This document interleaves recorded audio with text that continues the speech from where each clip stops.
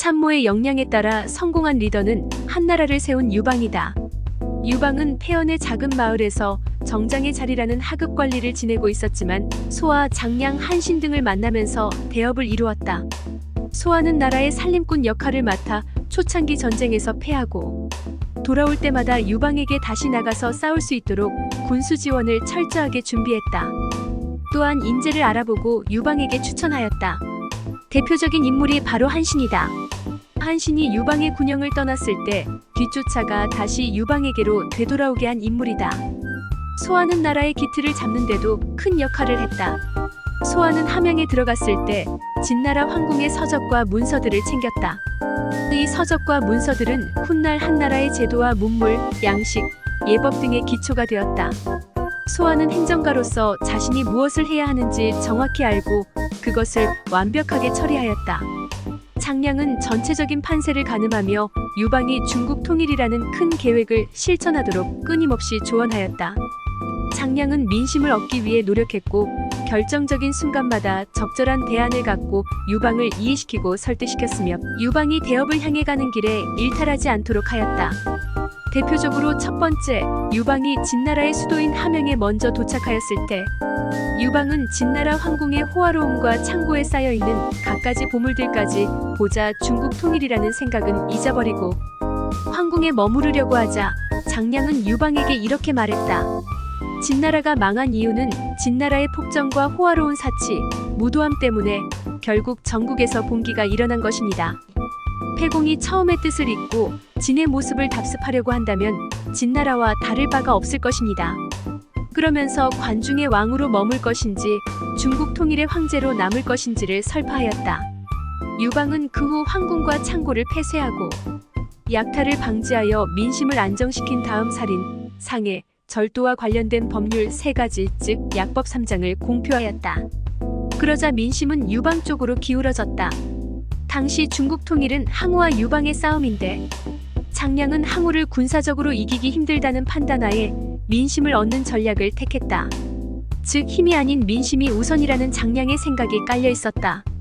이처럼 장량은 민심을 얻기 위해 노력하였으며 개별 전투의 패배에도 일희일비하지 않고 대세를 장악함으로써 전쟁에서 승리할 수 있도록 하는 전략가였다. 민심을 얻는 자가 최후의 승자가 된다는 것은 불변의 진리다. 이러한 안민 정책은 유방이 민심을 얻는데 크게 기여했다. 두 번째, 한신이 유방에게 자신을 제나라의 가왕의 자리에 올려달라고 했을 때다. 이때 유방은 화를 내며 한신이 무례하다 생각해 그의 청을 들어주지 않으려고 했으나 장량은 유방을 달래며 말했다. 지금 한신의 청을 들어주지 않으면 한신은 항우의 편에 붙을 수도 있거나 자신만의 독자적인 세력으로 성장할 수 있습니다. 그렇게 될 경우 대업은 물 건너가게 됩니다. 유방은 그 말을 듣고 한신의 사신에게 이렇게 말했다. 사내대장부가 가왕이 뭐냐? 이왕 할 거면 진짜 왕을 해야지. 한신을 제나라 왕으로 봉하노라.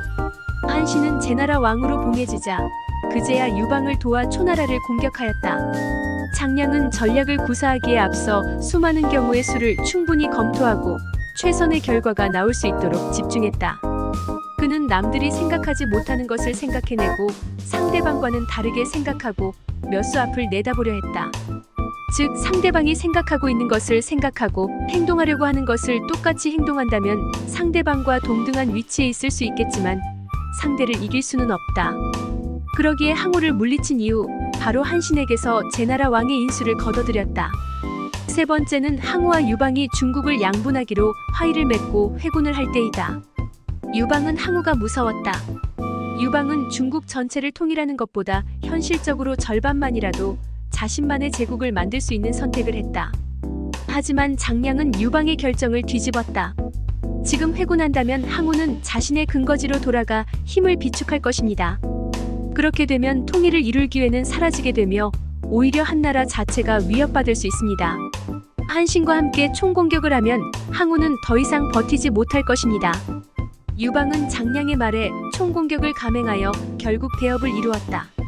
장량은 전체를 바라보며 전략을 구사할 줄 아는 능력, 리더가 결정적인 선택의 기로에서 정확한 판단을 할 수 있도록 조언을 하였다. 한신은 소화를 만나면서 그의 재능을 발휘할 수 있었다. 한신은 대장군에 임명되자마자 그의 능력을 10분 발휘했다.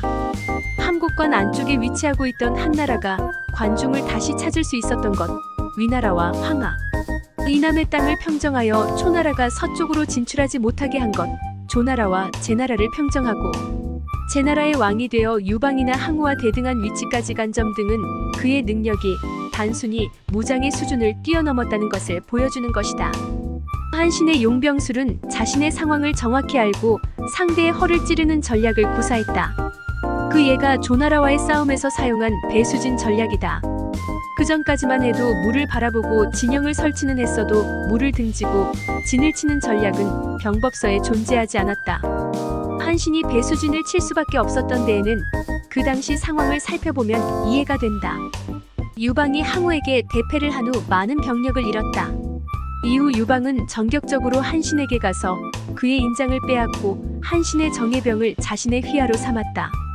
이 때문에 한신은 결국 새로운 병사들을 모집해야 했으며 조나라와 전쟁에서 훈련되지 않은 병사들을 갖고 싸움에 임해야 했다.